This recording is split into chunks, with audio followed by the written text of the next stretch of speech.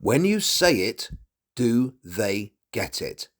If you're fed up of conversations fizzling out, clients not seeing the value of your service, and you're getting ghosted, this is a presentation for you. Most people don't want to get bored to death with long PowerPoint presentations, so I've made this short and snappy. This is slide 1 of 384. In the words of Willy Wonka, we've got so much time and so little to do. Strike that, reverse it. Let's crack on. So what's your opinion of the salesperson? Most people hate being sold to, but they love buying. But they don't want to be persuaded, convinced, and they certainly don't want to be manipulated. Most people detest being put under duress with horrible closing techniques. But what if you could make your service so easy to buy that you didn't need to get better at selling? What if your service was so effortless to buy that clients closed the sale themselves? Businesses come to me to improve their sales success by simplifying their sales conversations, all the way from heart-centered solopreneurs, reluctant non-sales professionals, to experienced sales teams alike. It's not the size of the business, it's the size of the ambition. Ambitious businesses want to close far more deals in less time, upsell their premium service with ease, and confidently charge more money. But they don't want to come across as pushy or feel salesy. They find selling techniques sleazy, dishonest, greedy. Often, they're not confident selling themselves, uncomfortable bringing up their price, and don't want to get better at selling. What they want is sales without selling. So these are the key topics today. Why do customers or clients ghost you? Why is selling not the answer? What you should avoid saying in every meeting. Why making your message 6-year-old simple is crucial. If you have any questions on the back of today's presentation, you're very welcome to book a call today. Let's have a chat. Don't forget to download your free ebook, 5 Things You Never Considered to Improve Your Sales. Which ones do you assume don't apply to you? And if you share this post with your community with the share button, let me know and you'll get a gift of the perfect pitch worth £15 for absolutely free. If you are fed up that clients only see the price of your service and not the value it delivers, book my Game Changer session for just £97.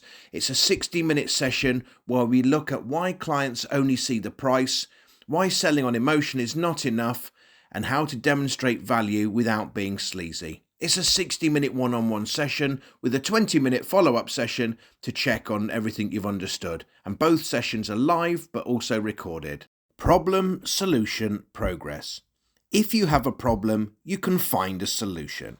If you find a solution, you'll make progress. Problem, solution, progress.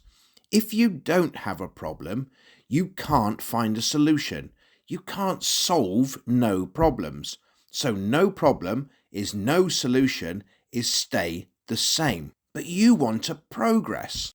More clients taking more services for more money. So let's look at that again. Problem, solution, progress. Let's reverse it. To get progress, we need solutions. And to get solutions, we need problems. To make lots of progress, we need lots of solutions. Therefore, we need lots of problems. We need to go looking for problems. So if you're converting 3 out of 10 conversations into spending clients, 10 minus 3 leaves 7. We've got 7 problems. Let's take another situation. Let's say you converted 7 out of 10, but only 2 of the 7 took what you recommended. 7 minus 2 is 5. We've got 5 problems. So why do I love problems so much? Between 95 and 98, I did a degree in mathematics. I told you I'm not quite as stupid as I appear. I love problem solving. But in 1998, I became a salesman. The only problem is I was the salesman that hated selling. I've always hated being sold to. I find selling techniques are sleazy, dishonest, greedy, manipulative. I don't like being put under duress with closing techniques. I wasn't confident selling myself and I was uncomfortable bringing up my price. But what if I could solve the sales problem? What if I could make it so easy to buy that I didn't need to get better at selling? What if I could make it so easy to buy that clients close their own sales? For 26 years, I have been removing selling from sales, finding an ingenious alternative to selling. So when we look at problem, solution, progress, what is your ambition? What is driving you? What do you want to progress in? These aren't the only options, but are you looking to close far more deals? Are you looking to close deals in less time? Are you looking to upsell your premium service with ease? Are you looking to be confidently charging what your service is truly worth? In reality, you're probably going to want to close more deals in less time that take your premium service more often for even more money. But just to get the game going, what would you pick first? Which is your biggest priority? So now we've got the progress, what you have ambitions to do.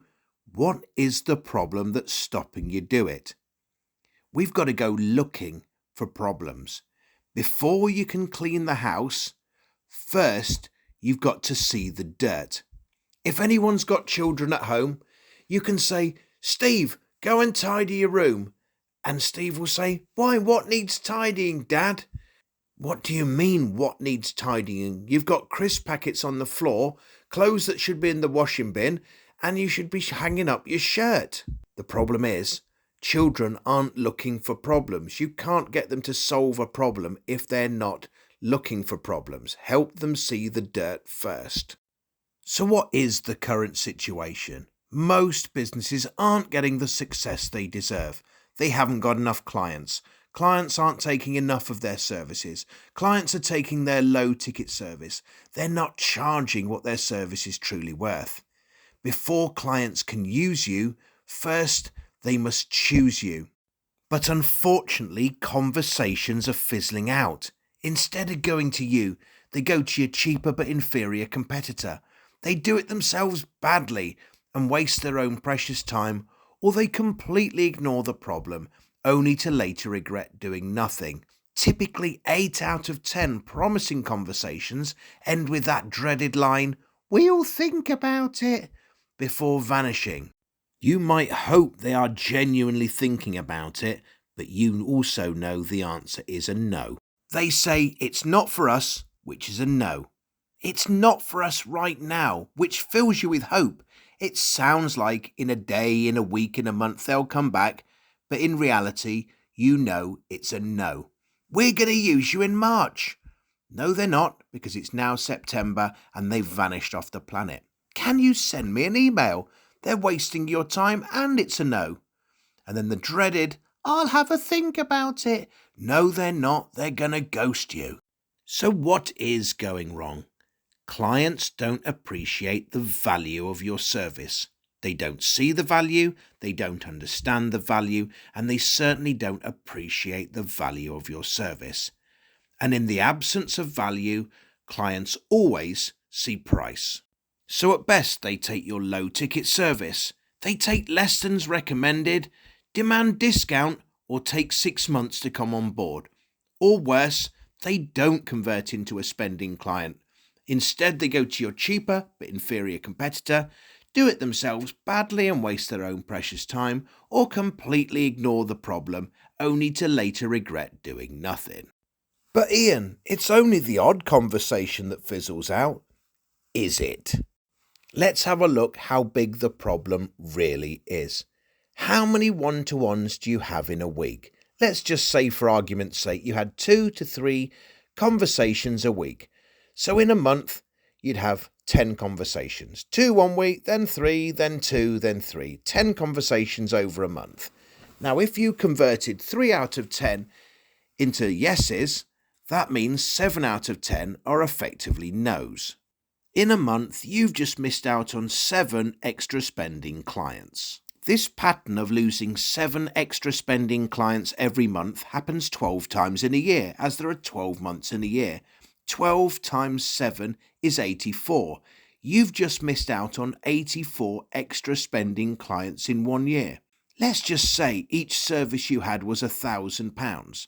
84 clients at £1,000 is £84,000. £84,000. £84,000. Even if you said, Ian, my service is only £500. 84 clients at £500 is £42,000. I don't care if your service is only £100 each. 84 clients at £100 each is £8,400 of business left on the table. Understanding the size of the problem is crucial as to whether you're going to solve it or not. I'm sure you've had a little prick on your finger, but did you rush down to accident and emergencies 150 miles an hour, smash through the bollards, run into the room, shout as rudely and as loudly as you can, "Get me the highest paid doctor now, you bastards, I've got a little nick on my finger"? And of course you didn't. But if your arm was severely severed and it was hanging on by a thread, and if you didn't solve it in the next 10 minutes, you're going to lose the use of your arm forever, would you go in and say, "Please God, get me a doctor now, my arm has fallen off"? Of course you would. But both are problems. A nick on the finger and your arm falling off are both problems, but one is severe. The size of the problem is crucial as to whether you're going to tackle it. So one of the problems is that clients don't see the size of their problem. So why don't clients get it? Why don't they appreciate your value? Has anyone here read Pete and Bernie's Philosophical Steakhouse? Or perhaps their follow-up book, The Futility of Mortality? So what 𝒂𝒃𝒐𝒖𝒕's poetry is doing is rejecting the common cliches of modern pottery. He says that we're leaving a chocolate proboscis only to enter a hinterland of negation, and that contemporaneity is the synchronicity between time and culture. I hope that makes sense. You see, I was recently diagnosed with 𝒕𝒉𝒊𝒏𝒌, and I was put on a course of thiabisalin, which is a bisterbal cradabolic amphetamide, a beta-contained nutrient. You might know it better as a dimesmeric Anderson phosphate. I hope that makes sense. I must apologise for my peculiar vernacular. It's just that Mater described me as a sophistical rhetorician inebriated with the exuberance of my own verbosity. I hope that makes sense. And of course it doesn't make any sense because it's nonsense. Most businesses believe their value is obvious and that their sales pitch is simple, but to the audience, the message is unclear and complex, leaving ideal clients confused, and confusion kills sales. Before they can use you, first they must choose you, and clients struggle to make the best choices because they don't understand. They don't realise there is a problem. They don't accept they have a problem. They don't see how big their problem is. They don't realise that their problem will get worse. They think that they can tackle it themselves. What is simple to you is complex to clients. They don't understand. They don't understand. They don't understand. They don't understand. They don't understand. They don't understand. But that can't be the case because we check understanding. We ask questions to check that clients or potential clients understand. We ask, "I hope that makes sense. Do you understand? Is that clear? Does that make sense?" Now, the fact that you've asked the question, "Does that make sense?" you're already aware that the message is complicated. But there is only one answer to the question, "Does that make sense?" And the answer is yes, because the other answer is no, I'm thick, and people don't want to admit stupidity. Most people would rather agree with something and nod and say, "Yes, I get it," when they've absolutely no idea than put their hand up and say, "I don't get it," because they feel stupid, and people don't want to feel stupid. Does that make sense? Doesn't make any sense. So I had the AA round the other day, not the alcoholic ones, the car ones. And he said, "Mr. Genius, would you like me to tell you what's wrong with your car?" I said, "Go on then. I know nothing of cars. I can hardly put windscreen wiper fluid in." He said, "Unfortunately, the crossbeam's gone out at skew on treadle." I said, "I'm sorry." He said, "Crossbeam's gone out at skew on treadle. Does that make sense?" I said, "I'm not really a car man. I just about know where the steering wheel is. Can you make it a little bit easier?" He said, "Of course." He said, "You know your steering wheel?" I said, "Yeah."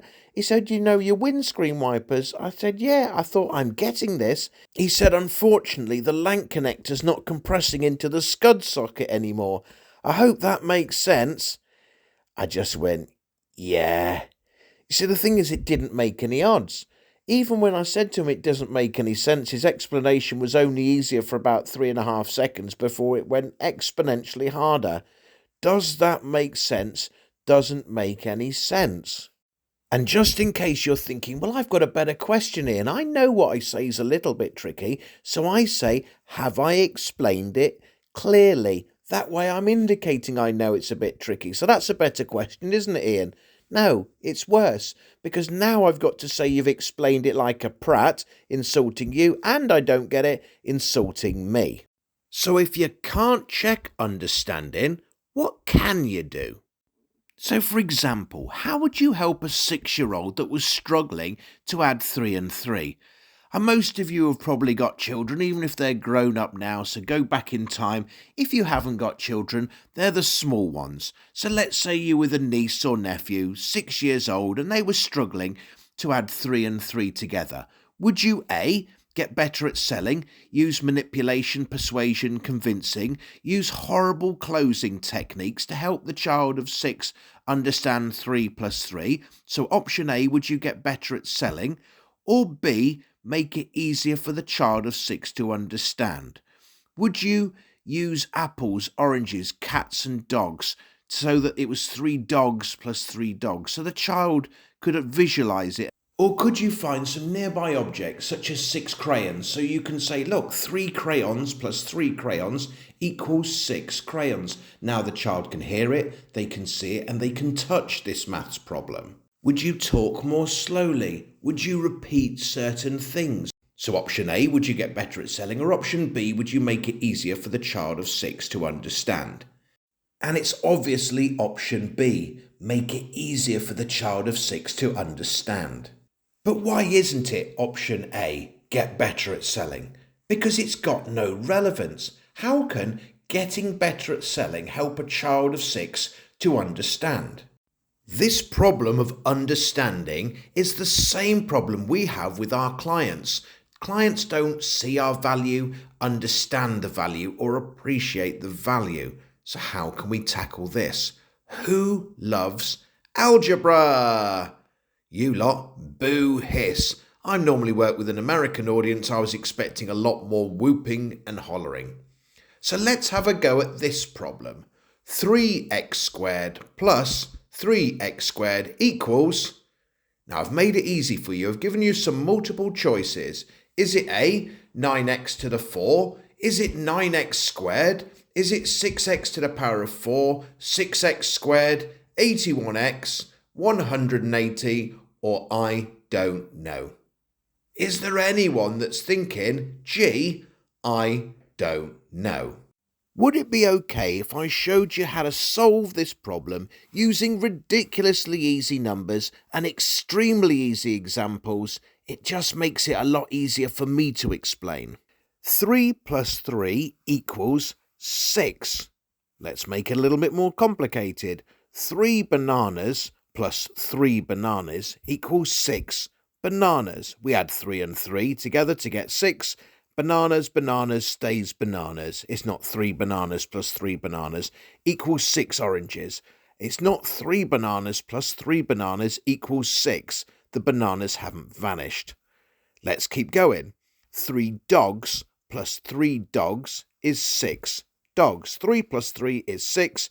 Dogs plus dogs stays as dogs, not cats, elephants, or ants. Now, I'm going to upset you lot now because I'm not very good at spelling, so I can't spell the word xylophones. But if I took 3 xylophones and added 3 xylophones, I'd end up with 6 xylophones. I told you I was no good at spelling. I still don't think I've got it right. I could carry on. 3 diddly-doos plus 3 diddly-doos equals 6 diddly-doos. It doesn't matter that the word is more complicated. It doesn't matter that the word is made up. 3 plus 3 is 6. Diddly-doos stays as diddly-doos. Taking this into account, 3x squared plus 3x squared equals 6x squared. So why could you solve the problem now? Because the problem became 6-year-old simple. So what happens is that when you get a problem that's too hard, a step that's too big, you stop. But if you break that difficult problem, that difficult step, into lots of smaller steps, each step now you can cope with. You will now succeed. If you kept going, you'd end up with a slope, and now everyone can get up the hill. If you could make your sales message 6-year-old simple, your pitch Fisher-Price simple, would you ever need to ask the question, does that make sense? Of course you wouldn't. But Ian, you'll insult their integrity and intelligence, won't you? But do you remember I said, would it be okay if I showed you how to solve this problem using ridiculously easy numbers and extremely simple examples? It makes it a lot easier for me to explain. Where have I pinned the stupidity? To me. So what are the takeaways? Why do customers ghost you? Because they don't understand. Why is selling not the answer? Because it's not solving the real problem, and you don't like selling. What should you avoid saying? Does that make sense? Doesn't make any sense.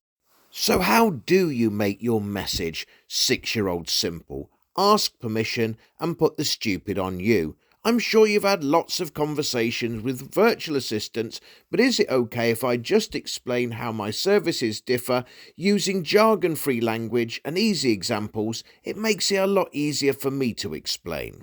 I'm sure you've had lots of conversations with independent financial advisors, but is it okay if I just explain how my service differs using jargon-free language and easy examples? It just makes it a lot easier for me to explain.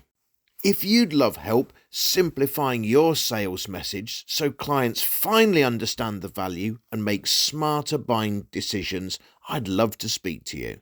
So here are your options. Let's have a chat, book a free call, links below. Download your free ebook, 5 things you never considered to improve your sales. Which ones do you assume don't apply to you? If you'd like the gift of the perfect pitch, how to stand out and stay remembered, just share this post and I'll send you a copy of the ebook. And if you want to dip your toe in, you'd love to try the 1-hour game changer for just £97. I'll put the code below. It's normally £247. It's a 60-minute one-on-one session with a follow-up 20-minute one-on-one to practice and refine your approach. My name is Ian Genius, with an Ian Genius alternative to selling.